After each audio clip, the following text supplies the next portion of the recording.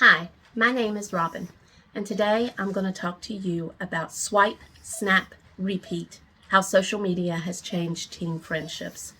Now, I'm not here to bash social media, and I'm not here to say kids these days, it's not going to be one of those talks.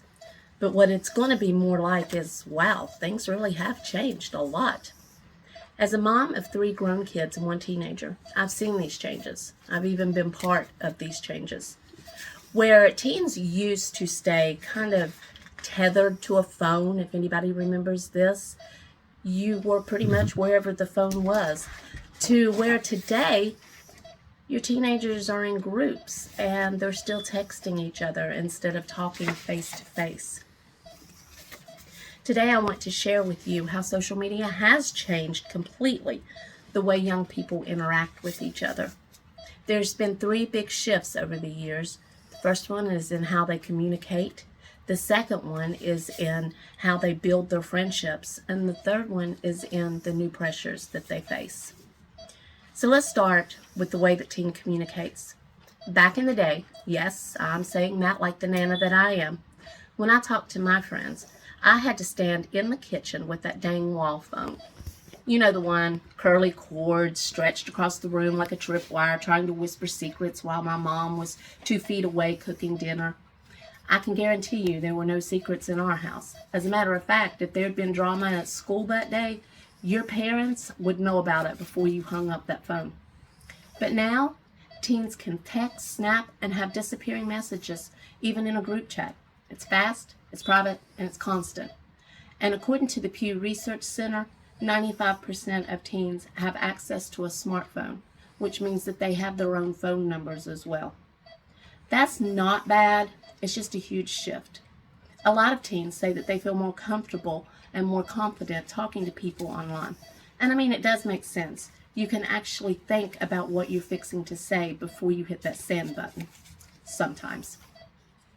But communication isn't the only thing that's changed. So has the way they build friendships.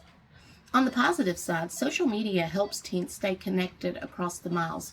You can make a friend at summer camp, and that friend can be your friend for many, many years thanks to social media.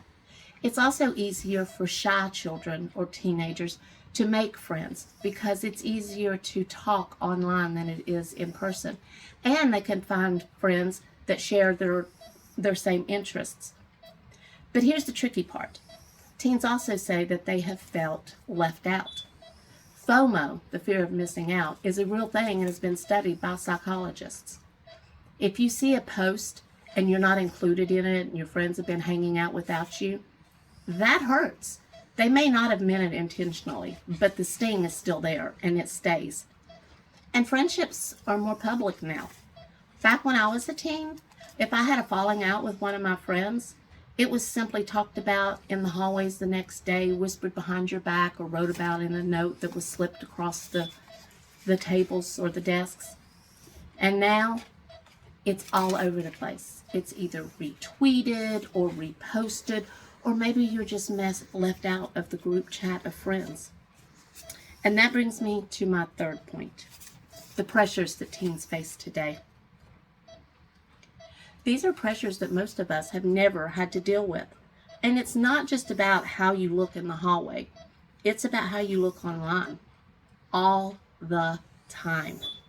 The American Psychological Association said that teens are constantly comparing themselves to the highlight reels they see on the Instagram and TikTok. And when you compare your behind the scenes life to someone else's best moments, it's just not fair. More than half of U.S. teens today say that they've experienced cyberbullying in some form. The CDC reports that teens who spend more than 3 hours a day on social media have a significantly higher risk of experiencing anxiety and depression. And honestly, 3 hours a day is nothing, even for people like me. So what's the takeaway about today? Well, social media isn't all good, and it's not all bad. It allows shy teens to make friends easier. It's a great tool for keeping in touch with a new friend from camp. And whether you are a teen, a parent, or somewhere in between, remember that what we see posted online isn't always the real story. And social media shouldn't feel like you're in a trap or that you're having a performance. It should feel like you. It should feel real, messy, honest, human. Because no matter how many likes or followers someone has, what matters most is how they treat people, and more importantly, how they treat themselves. Thank you for listening.